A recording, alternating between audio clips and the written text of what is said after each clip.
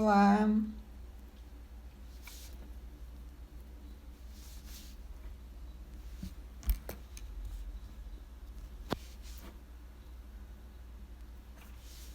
oi pessoal, vou esperar um pouquinho chegar mais gente para começar a live aí, mas bacana, o pessoal tá chegando.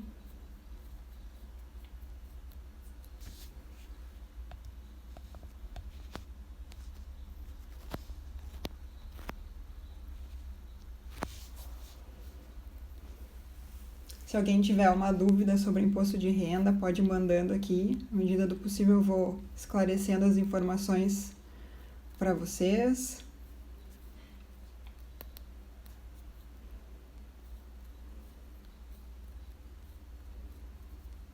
Podem ficar à vontade para perguntar, depois podem mandar por direct também.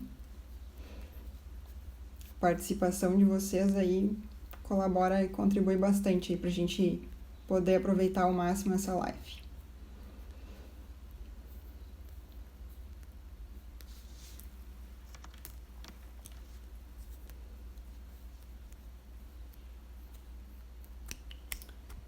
Bom, então vamos lá, né, pessoal? Vou falar um pouquinho sobre mim, me apresentar.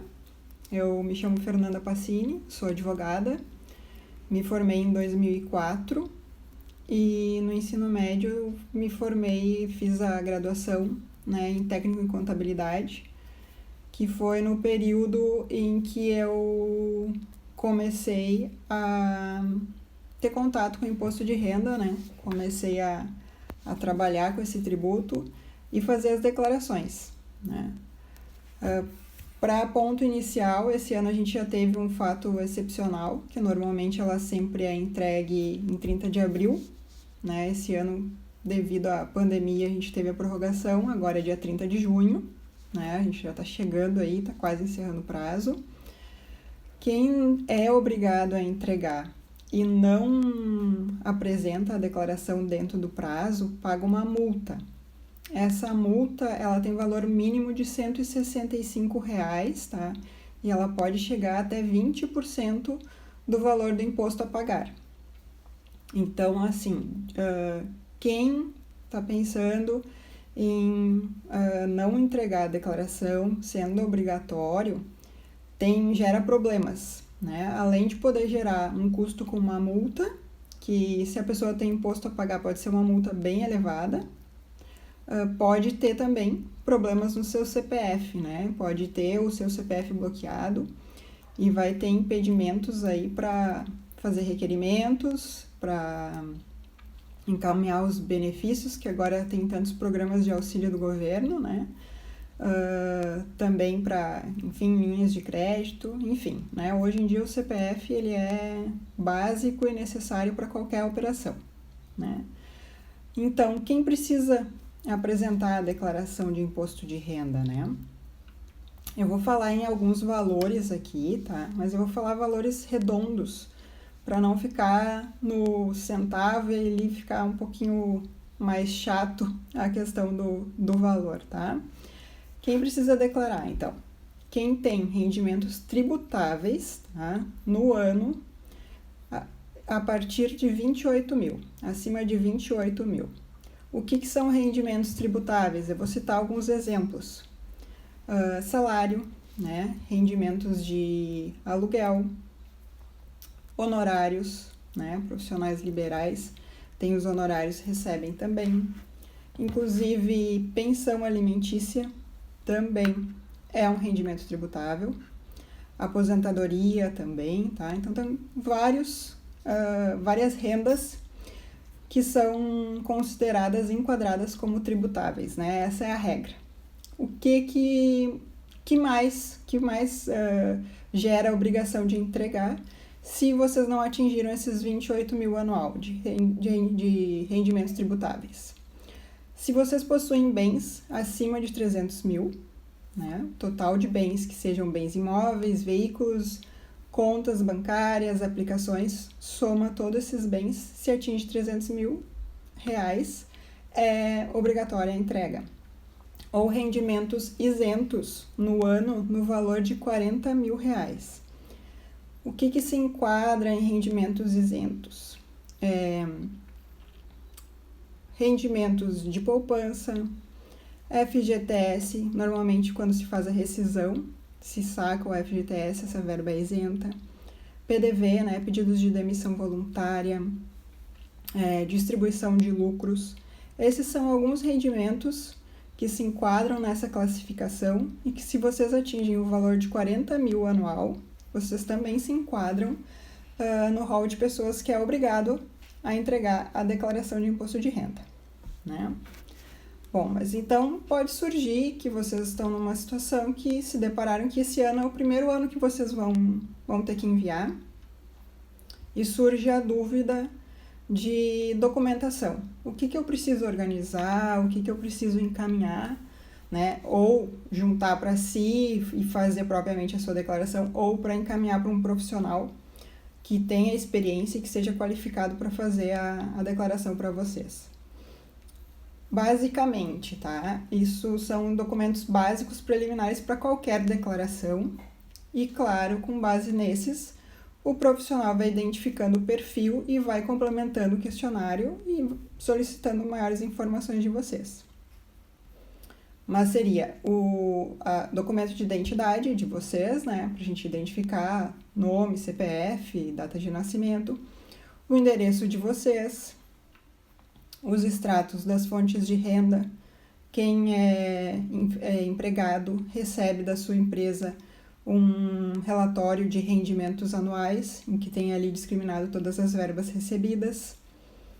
Para quem é profissional liberal, né, vai trazer os recibos, e até eu já faço um gancho aqui que para profissionais liberais, autônomos, a orientação correta é fazer o Carnê-Leão, né, que é um livro caixa, uma apuração anual da tributação desses profissionais e que pode trazer benefícios também aqui na declaração de imposto de renda.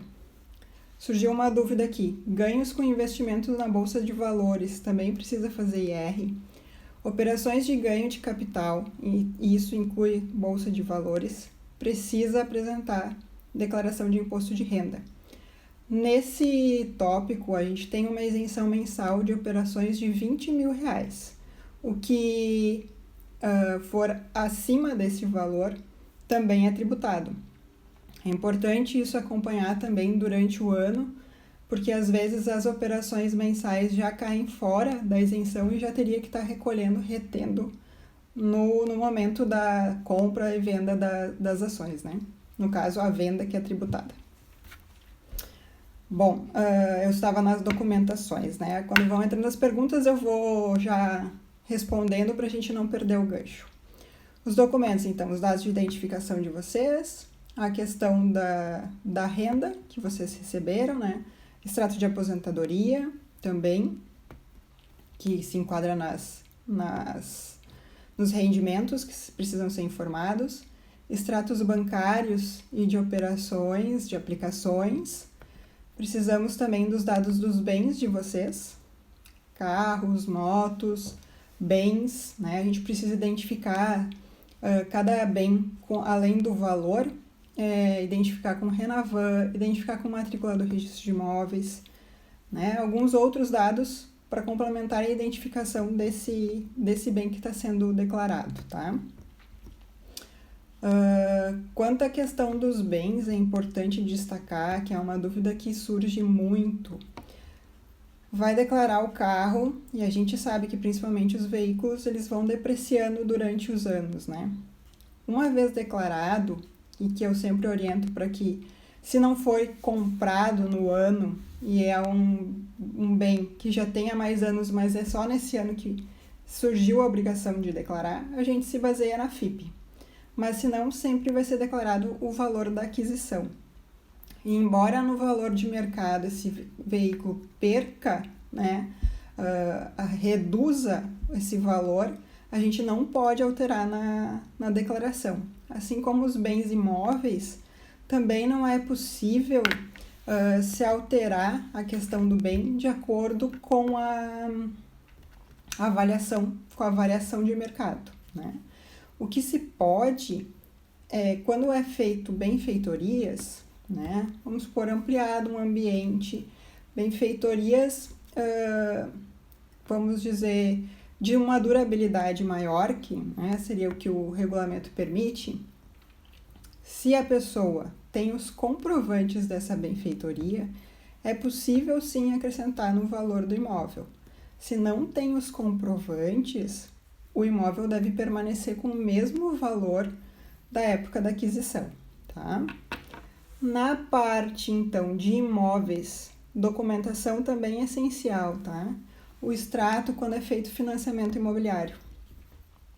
Os bancos fornecem um extrato específico, tá? Para essa finalidade. Na Caixa, inclusive, tem que ir no setor de habitação para se obter esse extrato de quanto o mutuário pagou no ano, né?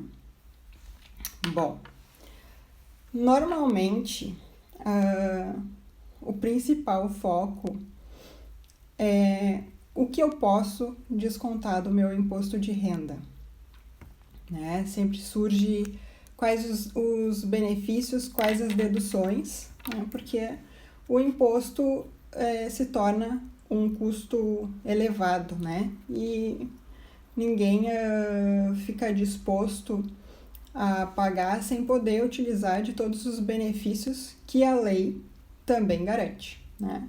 Embora a gente tenha uma situação de que a tabela, tanto de aplicação de alíquotas quanto de deduções, ela está congelada desde 2015, ela não teve reajustes, né? A gente tem que usufruir do que a lei nos permite, né? Bom, despesas médicas, né? Despesas com saúde, seja consulta, seja plano de saúde, enfim, esses não têm limite. Vocês podem declarar todo o valor e todo o valor vai ser deduzido. É claro que a gente tem que ter um cuidado para que a renda de vocês seja compatível também, né? Se por um acaso tem algum contribuinte que faz uma linha de por exemplo, autônomos, profissionais liberais, né? Às vezes tem uma variação na questão da renda, então a gente tem que ter toda essa comprovação de uma evolução patrimonial e de um rendimento compatível com as despesas que a gente está declarando e com os bens que a gente está adquirindo. Isso é importantíssimo. Despesas de educação, né? O valor é limitado a 13.500, é bem restrito se a gente for comparar com o custo do ensino, né? Mas, enfim, a gente tem esse valor por dependente, né? Ou pode ser tanto despesa de educação da pessoa que está declarando, quanto dos dependentes dele, né? Questão de recibos de saúde, inclusive, é importante destacar que se estiver no nome da esposa, por exemplo, né? Uma despesa médica da esposa, mas ela não conste, não se enquadre como dependente na declaração do marido, essa despesa não pode ser declarada, ainda que ele que tenha efetuado o pagamento, né?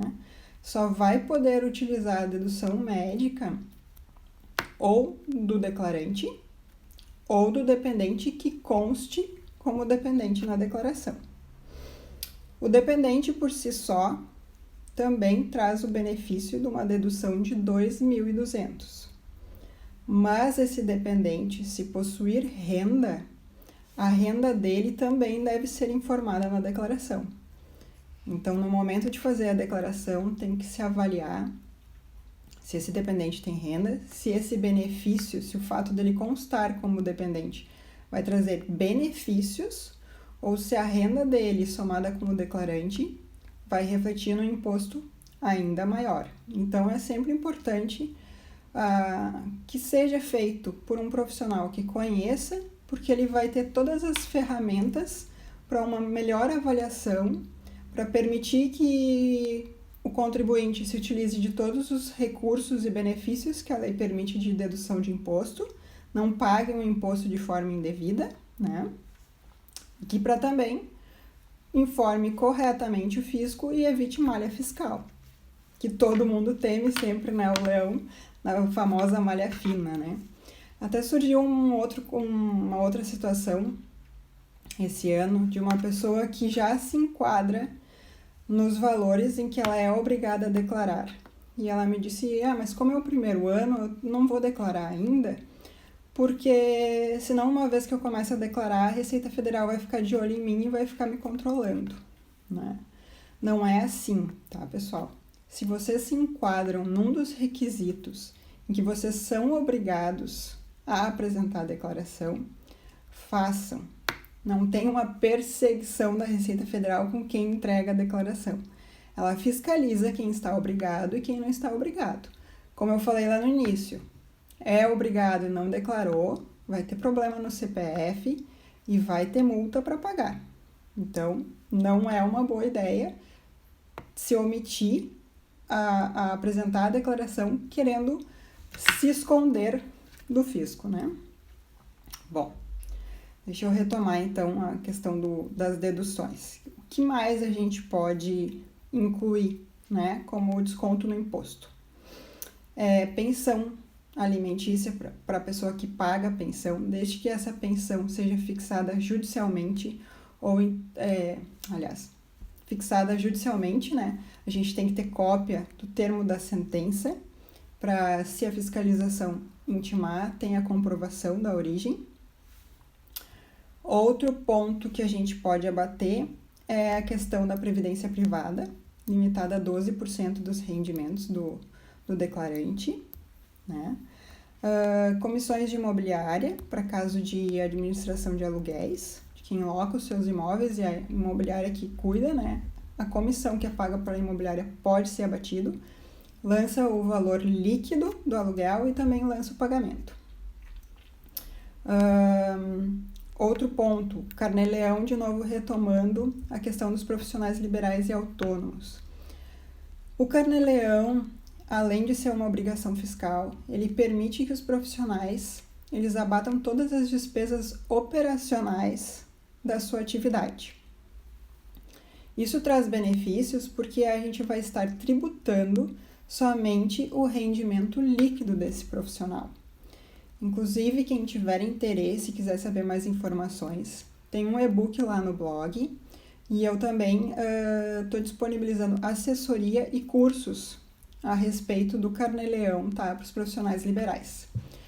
Inclusive agora, já fazendo o gancho dessa situação que a gente está vivendo da pandemia e que muita gente está trabalhando de home office e muitas empresas e tal, provavelmente muitos profissionais liberais vão repensar a estrutura de um escritório, de um ambiente específico, né? E talvez adotem o home office como um padrão.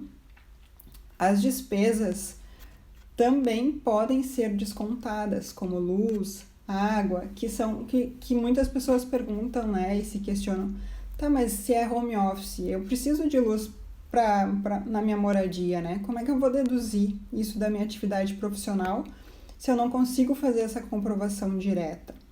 Mas a legislação prevê que até 1/5 das despesas em que não podem ser individualizadas da moradia possam ser descontadas também da questão da atividade física da tributação, né? Então, profissionais liberais autônomos, vale a pena fazer o Carnê-Leão. E, além de valer a pena, é uma obrigação fiscal, né? Vale buscar informação e orientação quanto a isso aí.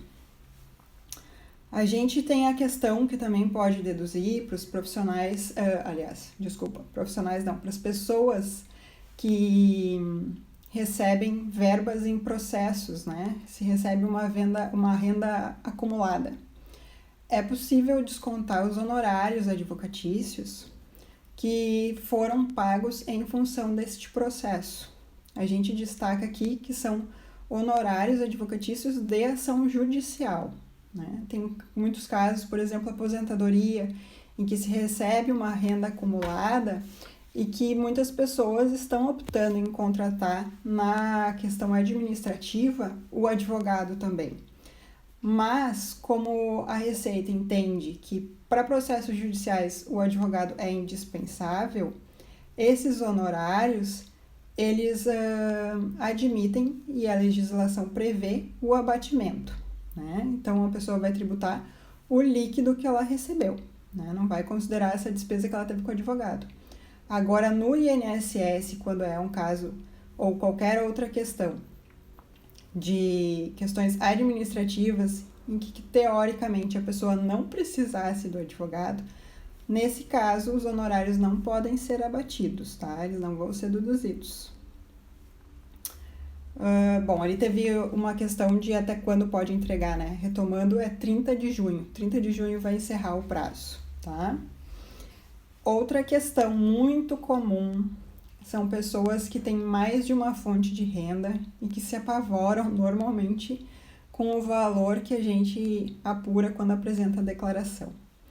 Por que acontece isso, né? A pessoa às vezes já é retida durante o ano e ainda vai ter uma diferença para pagar. O que acontece? Somando as rendas, pode ocorrer da pessoa se enquadrar numa outra faixa, numa outra alíquota de tributação. A tabela do imposto de renda, ela é gradativa, né? Ela tem valores e a cada faixa de valor tem uma alíquota a aplicar. De 7,5% tem a faixa de isenção, aí parte para 7,5% até 27,5%. Às vezes, em cada renda, isoladamente, a pessoa se enquadra numa faixa menor. E quando for somar, considerar isso no ano, a pessoa muda de faixa. Então, tem uma diferença para recolher, né? Normalmente, quem tem duas fontes de renda gera tributação. É raro ocorrer situações que não paguem. Outro fato que ocorre, que justifica essa diferença para recolher também, é que às vezes as duas fontes de renda utilizam já benefícios que a pessoa tem. É muito comum para aposentados, por exemplo, do INSS e do IP, né? Aposentados acima de 65 anos, eles têm uma faixa, tá? Que é limitada a 24 mil, que é isento. Acima disso, é tributado. Então, o que acontece? Às vezes o INSS usa esses 24 mil de isenção e o IP também usa esses 24 mil de isenção. Só que a pessoa só tem a possibilidade de descontar uma vez. Não é por fonte pagadora essa dedução, e sim um montante total no ano, né? Então, por isso, normalmente se gera essa diferença, né? Que é nessa declaração, que até o nome dela é Declaração de Ajuste Anual, né? Justamente para a pessoa verificar se ela recolheu a menos, se ela recolheu exatamente no valor, ou que de repente se enquadra entre as pessoas que precisam declarar, mas não necessariamente gera um imposto a pagar, né? Ou então não, recolhi a mais e vou buscar restituição, né? Isso é outro ponto que é importante destacar. Só vai ter restituição quem recolheu o imposto durante o ano. Quem não pagou nenhum valor ao fisco não vai ter valores a restituir. Aqui surgiu uma pergunta, né? Em um ano, como é aplicada a tabela e alíquotas? Os ganhos anuais são divididos por 12? No próprio site da Receita Federal, tem a tabela mensal e a tabela anual, né? Na verdade, vai ser o valor, a mensal, vamos supor, vai ser o valor multiplicado por 12, né? Porque o 13º, e talvez por isso tenha surgido essa questão, o 13º, ele é tributado de uma forma um pouquinho diferente. Ele é tributado exclusivamente na fonte. Quando a pessoa recebe, se essa verba já se entra, já se enquadra, né? Desculpa, numa faixa que gera tributação, a pessoa já é retida no momento em que recebe o 13º, tá? E essa tributação que é exclusivamente na fonte, esse imposto a gente não consegue restituir.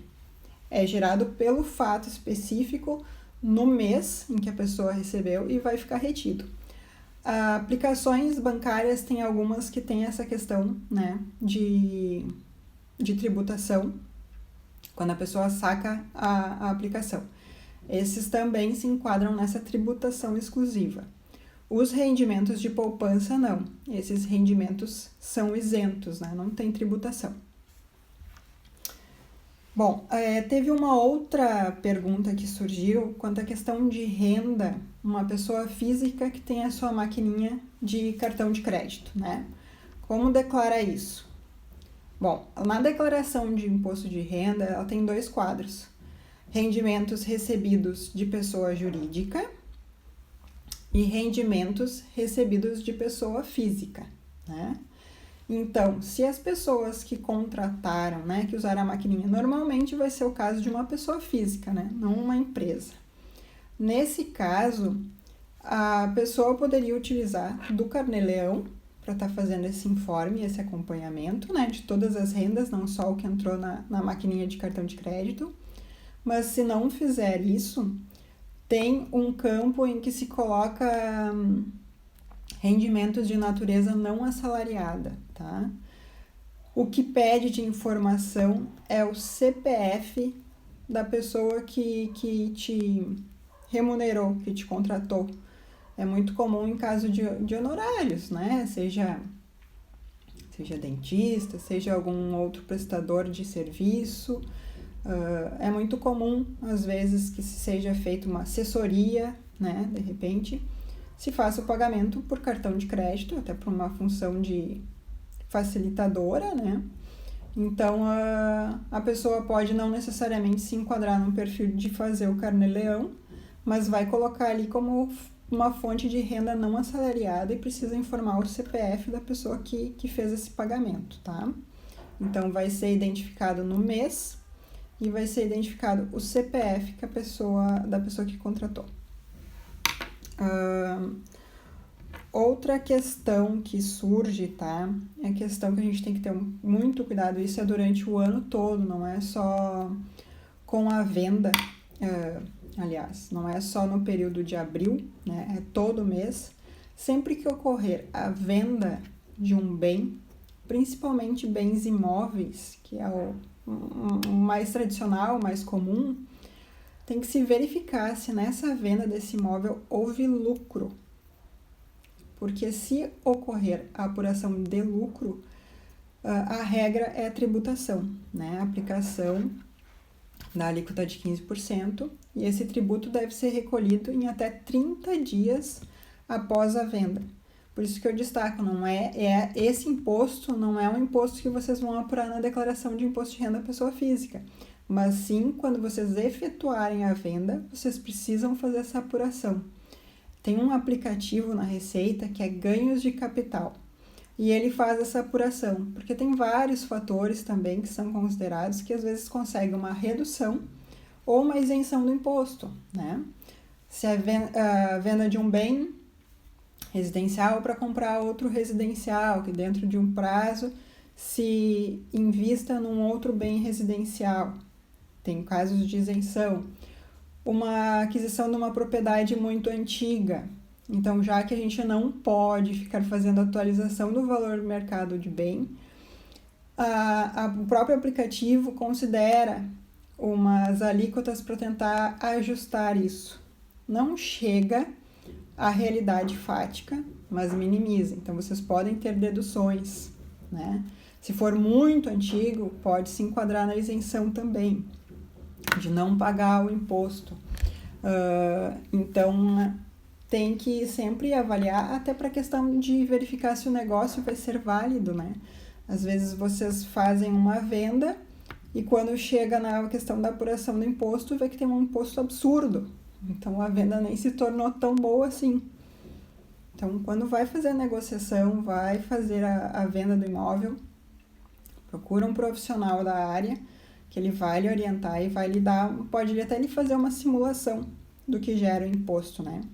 Não é uma declaração que é enviada para a Receita, que essa informação é prestada somente na declaração, mas o imposto tem que ser recolhido 30 dias após a venda desse bem. Bom, pessoal, outras dúvidas. Tenho imposto a pagar, como posso fazer esse pagamento, né? O pagamento, ele pode ser feito via débito em conta, pode ser feito em até 8 parcelas, considerando que a parcela não pode ser inferior a R$50, né? A restituição também pode ser via... a restituição sempre se dá via crédito em conta. O pagamento é que tem a opção débito em conta ou a pessoa pegar o DARF e no banco e recolher, né? Ou, enfim, sistema, né? App do banco. A única questão é que quando se faz o parcelamento do imposto, ele gera, a partir da segunda cota, um ajuste do valor. A segunda cota gera um ajuste de 1% e as demais vai acrescendo a Selic do mês, né? Então, não vai ser o valor dividido por 8, vai ter um acréscimo, né? Se é feita a opção por débito em conta, essa atualização do valor é feita automaticamente. Vocês não precisam se preocupar que é debitado o valor correto. A única questão é que precisa ser obrigatoriamente uma conta bancária em que o titular seja o CPF declarante, né? Senão não vai ter conflito de informações e o débito não vai ocorrer. A mesma situação para restituição. O contribuinte precisa ter a conta no seu CPF para que ele seja acreditada.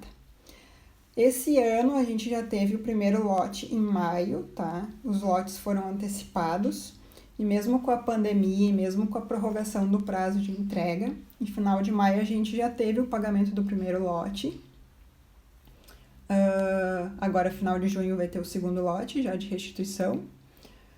Outra informação que, embora vocês talvez não possam aproveitar muito agora, já que a gente está no final do prazo, mas já fica a dica para o próximo ano.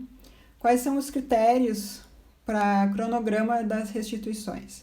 As prioridades são pessoas idosas, pessoas com alguma deficiência ou moléstia grave e a ordem cronológica da entrega das declarações. Então, quem antes entregar a declaração, antes vai ter sua declaração processada e vai ter a restituição efetuada, né? Então, é bom já ir organizando durante o ano, para chegar ali em abril, já tá tranquilo. Aliás, em março que inicia o envio das declarações, né? Vocês podem fazer antes, abril encerra o prazo normal, para já antecipando, e se tem restituição, já receber o quanto antes. O vencimento do imposto sempre vai ter a primeira parcela com data fixa. Não vai acontecer de vocês entregarem a declaração e já ter logo que pagar, né? Vai ser sempre, normalmente, 30 de abril, esse ano, 30 de junho é a primeira cota. Outras questões que podem surgir também e que é analisado sempre em caso de casais em que possuem imóveis, né, locados, essa renda de locação ela pode ser distribuída entre o casal quando eles são casados com comunhão universal de bens.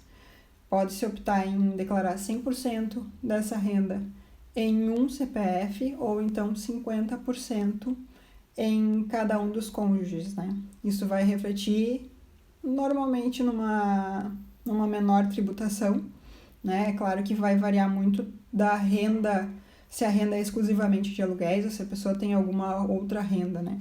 Então, de novo, a importância de um profissional qualificado para estar estudando a melhor forma de vocês informarem corretamente e utilizar de todos os benefícios que a lei permite, né?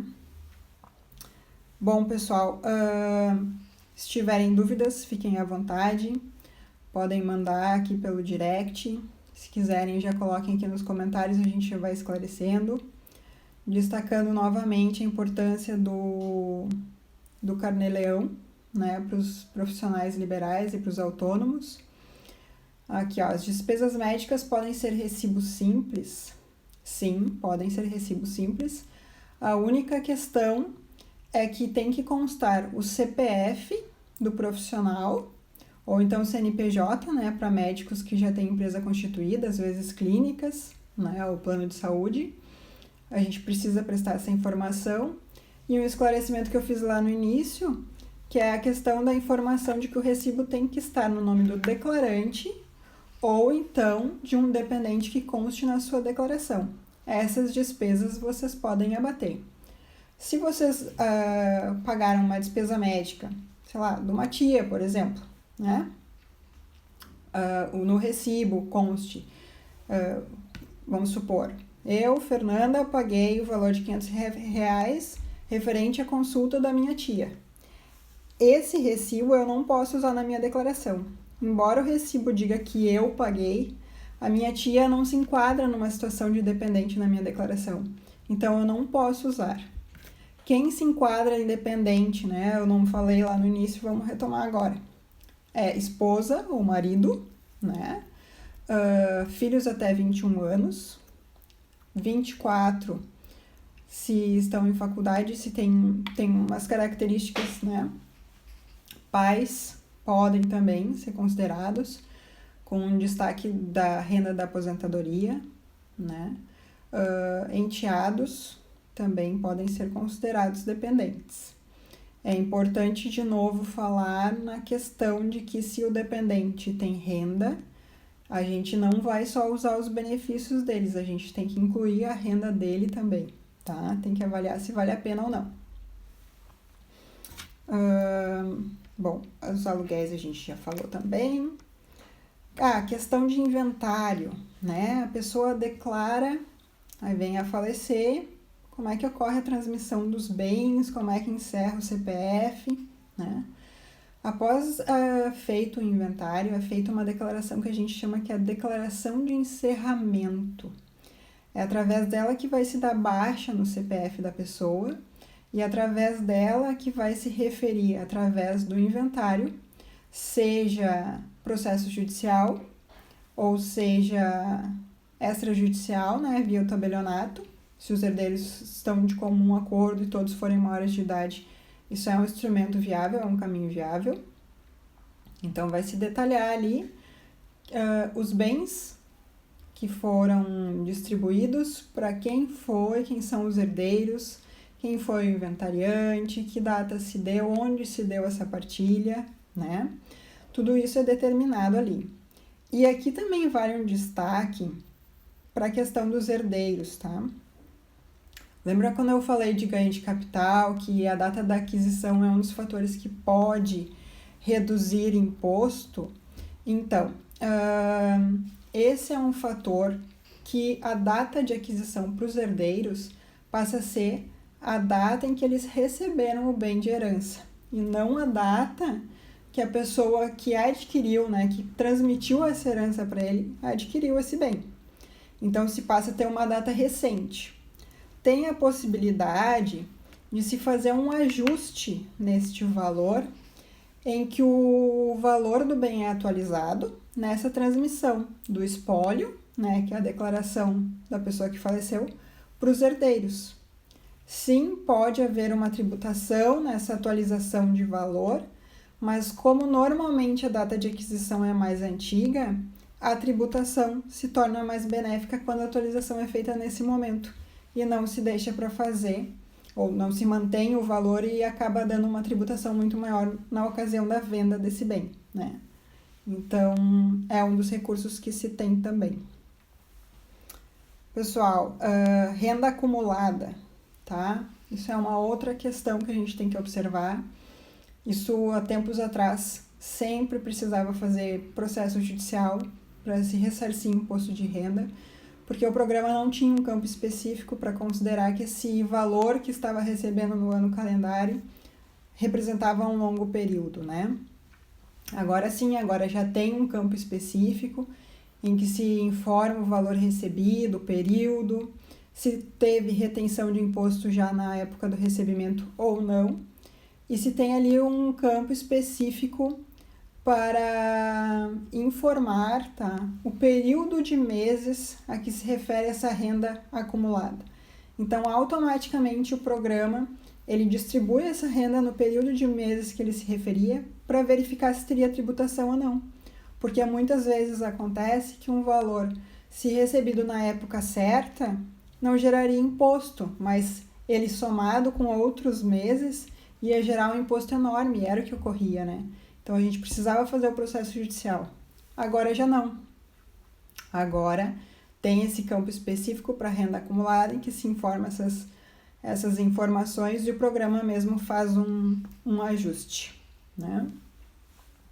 Bom, pessoal, eu me coloco à disposição, né? Agradeço a todos que participaram aqui. Fiquei muito feliz por cada pessoa que dispôs aí do seu tempo para acompanhar a live, as pessoas que enviaram suas dúvidas. Muito obrigada mesmo. Destacando de novo que profissionais liberais que tiverem interesse em mais informações, assessoria ou até mesmo curso a respeito do tema do Carnê-Leão, do livro Caixa, pode fazer contato. A gente tem, né, a gente tá dispondo de serviços para cada perfil, para cada profissional, se a pessoa mesmo quer fazer, se quer que a gente faça, enfim. Façam contato, mandem suas dúvidas, estou à disposição para ajudar todo mundo. Muito obrigada e bom restinho de feriado, tá? Obrigadão, pessoal!